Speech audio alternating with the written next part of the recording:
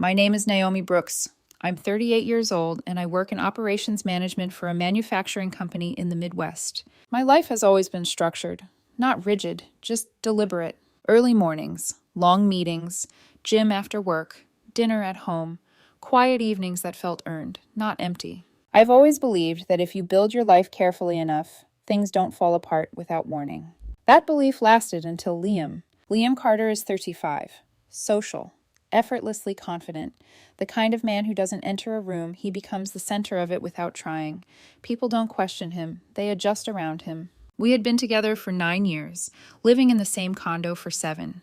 No kids, shared mortgage, shared accounts, shared routines that for a long time felt stable. From the outside, we looked balanced. From the inside, something had been shifting. It didn't happen all at once. It came in small ways. Tone, timing, the way he would sigh when I asked normal questions, like I was interrupting something more important. The way he started using words like growth and space, like they were conclusions instead of conversations. He worked in marketing, a social environment, happy hours, conferences, conversations about reinvention and identity. Somewhere in the last year, he brought that language home and used it like a shield. One night at dinner, he told me he needed a 2-week break to find himself. He said it calmly, measured, like he had already rehearsed it enough times that it no longer felt like a decision, just an announcement. He said it wasn't about another woman. He said he just needed space, clarity. I didn't argue. I asked what a break meant in practical terms. He exhaled sharply, like I had just proven something for him, said I was being controlling, that asking questions was emotional labor, that he would stay with a friend and we shouldn't talk unless it was urgent. I nodded, not because I agreed. Because I was tired of conversations where my role was to accept terms without input. He packed that night, left his watch on the counter, grabbed a suitcase, and walked out like he was stepping into something temporary. He didn't kiss me goodbye, just a light touch on my shoulder. Casual, detached, like I was someone he worked with. When the door closed, I didn't feel panic. I felt still. Not fear, not confusion, just a quiet sense that whatever this was supposed to be, it wasn't a break. It was an exit. Day 1 was quiet in a way that felt intentional. No messages, no check-ins, no, "Did you sleep okay?" Just silence, like he was proving he could disappear. I kept my routine. Work, gym, groceries. I told myself a break is either a reset or a slow exit. Either way, I wasn't going to sit in my own home waiting to be updated like a schedule. Day 2, he finally texted. One sentence. "Please don't blow up my phone. I need peace." I stared at it for a moment. I hadn't called once. It wasn't about reality, it was about framing. I replied, "Okay, let me know if you need anything practical." He sent back a thumbs up, nothing else. That night, I noticed a charge on our joint card, a hotel deposit. Not huge, but not small either. It was labeled as a resort in Florida. I stared at it longer than I expected to. Tried to be fair. Maybe it was for later. Maybe someone else booked it. Maybe. But breaks don't usually come with beach resorts on day 2. Day 3 was when reality stopped pretending. A coworker of mine, someone who had met Liam once at a company event, sent me a message. "Hey, is this what a break looks like?" There was a screenshot attached. I opened it. Liam, wearing sunglasses, smiling wide, a drink in his hand. Sunlight hitting his face like nothing in his life was complicated. Next to him was a woman I recognized immediately. Vanessa, his ex-girlfriend. Same one he once described as history. The caption said something about earning this escape, about finding your peace. That phrase again. Finding your peace. I opened Instagram myself. There were more. Airport selfie. Balcony view. Her hand in one photo. His arm around her in another. 5 posts by the end of the day. 5 moments documented like a highlight reel. His ring. Gone. His expression. Effortless. I didn't comment. I didn't call. I just took screenshots. And then I put my phone down. For the first time in months, I felt calm. Because now the break had a definition he couldn't rewrite later. I didn't confront him. Not because I was unsure, because I wanted to see how far he would take the lie, if I gave him space to build it. By the end of day 3, the story was clear. Not in what he said, but in what he showed. And once something becomes that clear, there's nothing left to argue about. Day 4, Liam finally texted me like nothing had changed. He asked if I was doing okay. No mention of Florida. No mention of Vanessa. No mention of the photos that had already made their way through half the people who knew us. Just that careful, artificial concern people use when they want credit for kindness without carrying any responsibility for damage. I looked at the message for a long moment. Then I replied, "Yes, hope you're finding what you need." He sent back a heart. That was the moment something in me closed completely. Not because of the trip. Not even because it was Vanessa. But because he truly believed I was naive enough to accept the version of events he planned to hand me later. As if all of this would become harmless if he said the right words with the right tone. As if dishonesty stopped being betrayal when it was wrapped in therapy language. That night, I slept better than I had in months. The next morning, I called in sick to work and drove to a lawyer's office recommended by a colleague. I didn't dramatize anything. I didn't cry. I didn't tell the story like a woman whose life had just shattered. I told it like a woman reviewing a contract that had already been broken. 9 years together. Shared property, shared accounts. Boyfriend asked for a 2-week break to find himself. By day 3, he was in Florida with his ex-girlfriend, posting photos like he was single. The lawyer listened without interrupting. Then he nodded in that calm, unsurprised way that told me this story, maybe not mine exactly, but the shape of it, was not rare. He explained my options. He explained timelines, asset separation, occupancy rights, documentation. He explained that a break is not a legal category. Actions matter more than phrasing. Intent matters less than evidence. Public behavior matters. Financial behavior matters. Clarity, it turned out, could be very administrative. I retained him that afternoon. On the drive home, I stopped at a hardware store and bought new locks. Not because I was furious. Because I was done being accessible to someone who treated commitment like a coat he could hang by the door and put back on later if the weather changed. That evening, I boxed Liam's things carefully. Clothes, shoes, toiletries, chargers, the expensive cologne he only wore when he wanted attention. The leather weekender bag he claimed made him look less corporate. Little pieces of a life that had once felt intimate and now felt strangely impersonal in my hands. I folded everything neatly, labeled the boxes, left them in the garage. I didn't touch sentimental things at first. Photos, birthday notes, concert stubs, a coffee mug he once bought me on a business trip because it reminded him of my laugh. I looked at that mug for a long time before setting it back in the cabinet. I wasn't ready to sort through memory yet. Practicality first. Pain later. At 9:47 that night, Liam posted again. Dinner candles. Vanessa across the table. His caption said, "Sometimes clarity comes faster than you expect." I stared at that sentence until it stopped feeling insulting and started feeling almost useful. Because he was right. Clarity had come fast. Just not in the direction he thought. Day 5 was when he realized something had changed. He texted asking if I'd checked the mail because he was expecting a package. Domestic, casual, mildly annoyed, as though our biggest issue was logistics. I replied, "Your mail is in a box in the garage with the rest of your things." The 3 dots appeared, disappeared, appeared again. Then my phone rang. I let it ring until the screen went dark. A minute later, a new text arrived. "What does that mean?" Another one. "Why are you being cold?" Then another. This break was supposed to be about growth, not punishment. I read that one twice. Growth. Punishment. As if refusing humiliation was cruelty. As if I was supposed to hold still while he tried out another version of his life and then applaud him for being honest about needing room to do it. I sent one message. Just one. "We'll talk when you're back. Safe travels." That set him off. The messages came fast after that. Accusations first. He said I was snooping, that I invaded his privacy, that I was jumping to conclusions, that Vanessa was just there, that Florida had turned into a last-minute group trip and she happened to be part of it, that I was insecure, that I was proving why he needed space in the first place. I read every message once, only once. And what struck me wasn't the content. It was the speed with which he moved from deception to blame. No pause, no shame, just immediate redirection.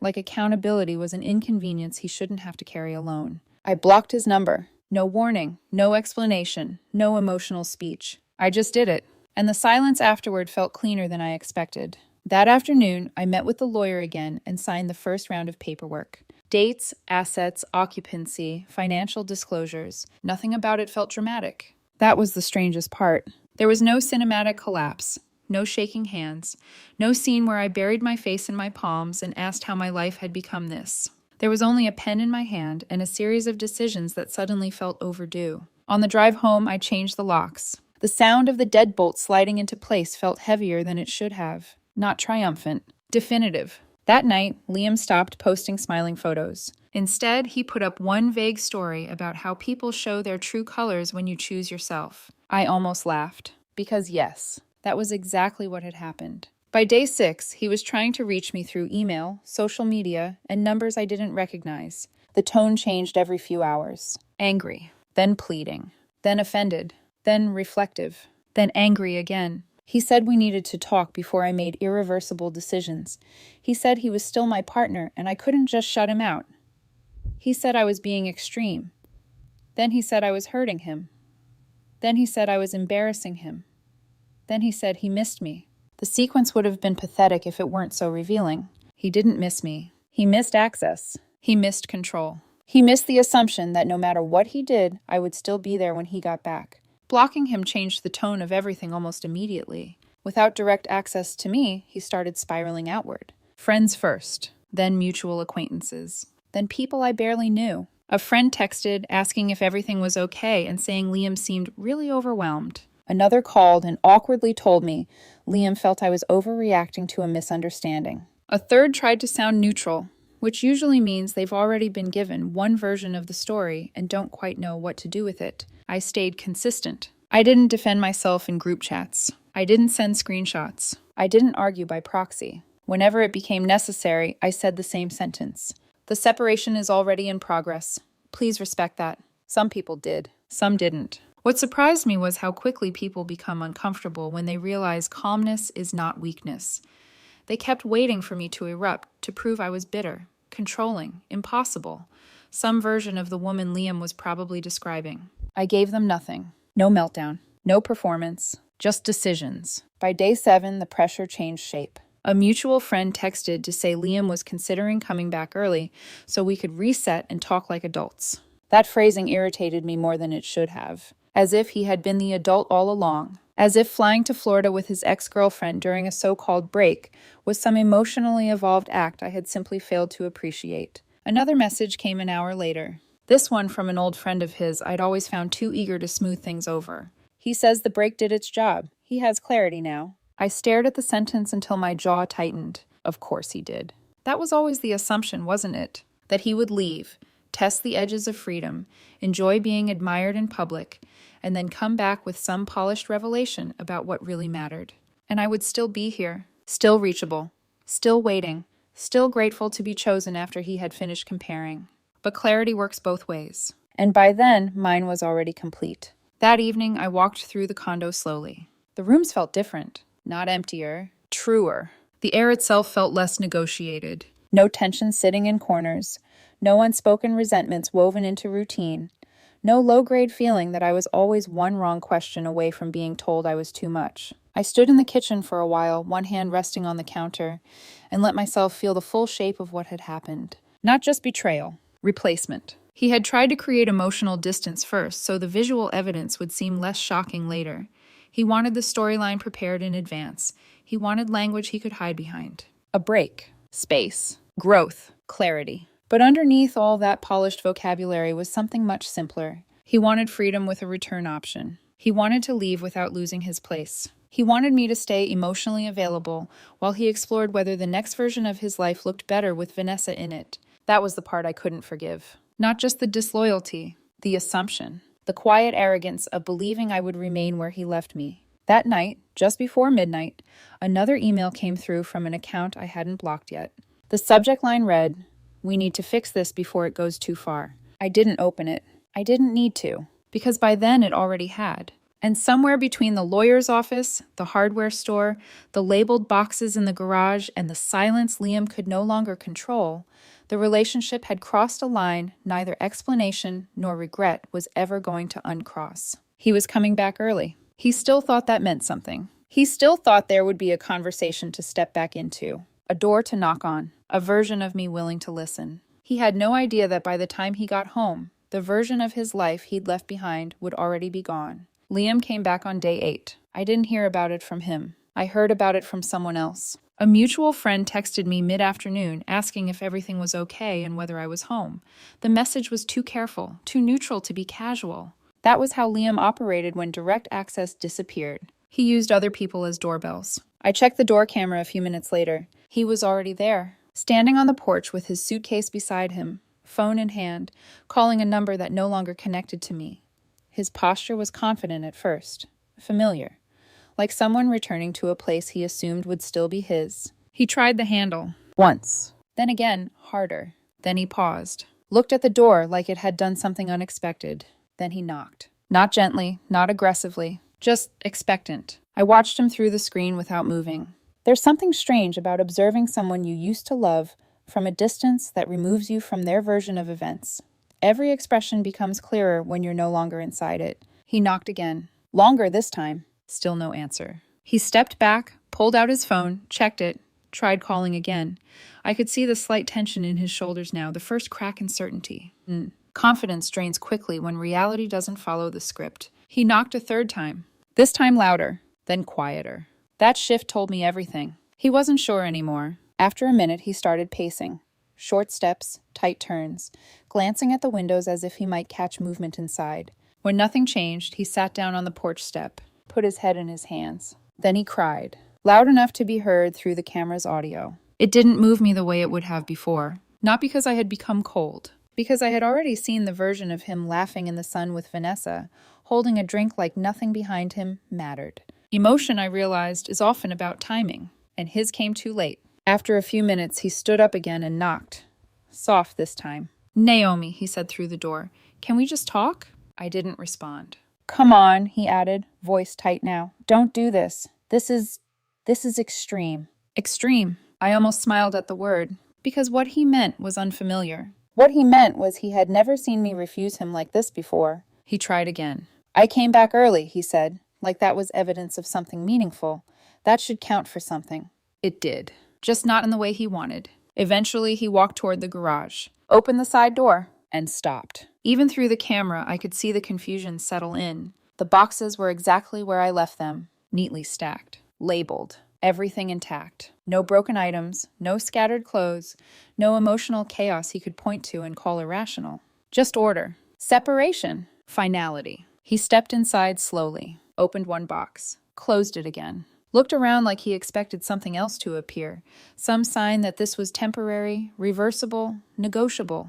There was none. That was when the panic started. He came back to the front door, knocked again, lightly. Naomi, please, he said. Can we just talk for 5 minutes? I stayed where I was. Look, the trip, he started, then stopped, like he wasn't sure which version of the story to use. It wasn't what it looked like, he tried again. Vanessa was there, yeah, but it wasn't serious. I said nothing. I came home early because I chose us, he added quickly. Doesn't that mean anything?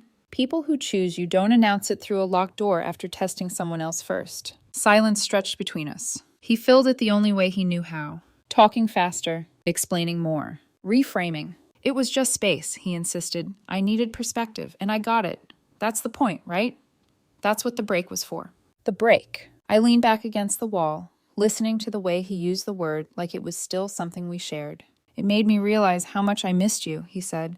How much I need this. Need you. I closed my eyes for a second. Not out of emotion, out of clarity. Because everything he was saying was centered on his realization, his experience, his process. There was no acknowledgement of what he had done. No apology. No ownership. Just a narrative where his temporary absence became a journey, and my response became the problem. I'm here now, he said finally. Isn't that what matters? No. What mattered had already happened. Eventually, when the silence stopped giving him anything to work with, he stepped back, waited, hoped, then left. The sound of his car pulling away was quieter than I expected. That night, I slept deeply. No tension, no anticipation, no rehearsing conversations in my head. Just rest. The next morning, the truth widened. A message came through LinkedIn from a woman I barely knew. We had met once, years ago, at a company holiday party. Her message was careful, polite, almost hesitant. She said she didn't want to get involved, but what was being said openly at the office felt wrong, and she thought I should know. I read her message twice, then a third time. According to her, Liam hadn't returned from Florida acting like someone in a complicated situation. He returned acting single, not on a break, not figuring things out. Single. He had been open about it. Loud even. Talking about how suffocating the relationship had been, how he finally felt like himself again, how Vanessa understood him in ways I never had. The words didn't hurt the way they once would have, because by then they fit. They matched the version of him I had already seen. But the last part of her message mattered most. The trip had been planned weeks in advance. Time off requested. Flights booked. Before he ever sat across from me at that dinner table and asked for a break. Before the suitcase. Before the careful tone. Before the language about space and clarity. That detail closed the loop. Completely. The break was never about finding himself. It was about timing. About clearing the calendar. About controlling the narrative. I set my phone down slowly. And for a moment, I just stood there in the kitchen, letting that final piece settle into place. Not shock. Not anger. Completion. Because once intention becomes that clear, there's nothing left to question. Later that day, Liam tried a different approach. An email. Long. Reflective. Carefully worded. He said the trip had given him perspective, that Vanessa had been someone to talk to, nothing more, that he realized how grounded I made him, that he had been afraid of losing himself in the relationship. What stood out wasn't what he said. It was what he didn't. No apology. No accountability. Just explanation. I forwarded the email to my lawyer. Added it to the file. Documentation, not dialogue. A few days later, Vanessa disappeared from the story. No more posts. No more tags. No more presence. According to a mutual contact, she wasn't interested in being involved once things became real. Once lawyers entered the picture. Once consequences replaced sunsets and filtered photos. Liam apparently hadn't expected that either. His messages shifted again. Now he felt used. Now he felt misled. Now he was the one processing betrayal. The narrative kept changing depending on the audience. But one thing stayed consistent. He still believed there should be a way back in. There wasn't. By then, everything was already moving forward. Quietly, cleanly, the paperwork, the accounts, the house. Every step made it more real and less emotional. And somewhere between the locked door, the untouched boxes, and the truth he could no longer reshape, Liam lost the one thing he had always relied on. The assumption that I would still be there. Waiting. Available. Optionally his. He didn't understand yet. But he would. Because the difference between freedom and loss is simple. Freedom feels expansive. Loss feels permanent. And by then, what he was experiencing wasn't freedom anymore. It was the absence of something he thought he could always come back to. After that, Liam stopped trying to argue. He started trying to remember. The emails changed first. Shorter, softer, less defensive. He wrote about things that had nothing to do with Florida. Nothing to do with Vanessa. Nothing to do with the break. He wrote about a road trip we took 3 years ago when the car broke down and we ended up laughing on the side of the highway for hours. He mentioned the dog we used to take care of together before it passed, how I used to sit on the floor just to be at eye level with him. He sent a photo of a coffee shop we used to go to on Sunday mornings, said he walked past it and thought of me.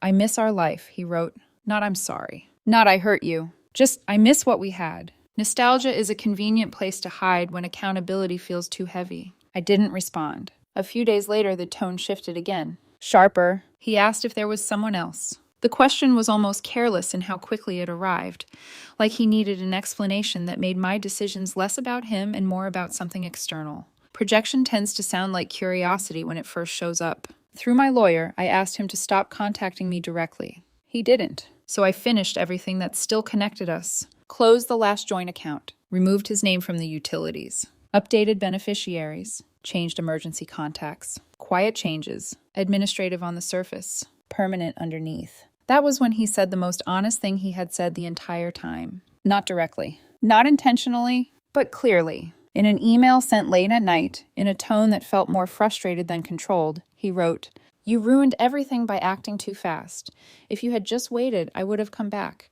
You took away my chance to decide." I read that sentence slowly. Twice. Then I closed the message. Because there it was. The truth. Not buried. Not disguised. Just stated. He didn't want partnership. He wanted optionality. He wanted the ability to leave, explore, compare, and then decide what worked best for him, with the assumption that whatever he left behind would remain unchanged. Available. Paused. Waiting. And when that option disappeared, when the timeline moved without his permission, when I made a decision that didn't center him, he panicked. By then, the legal process was already moving forward.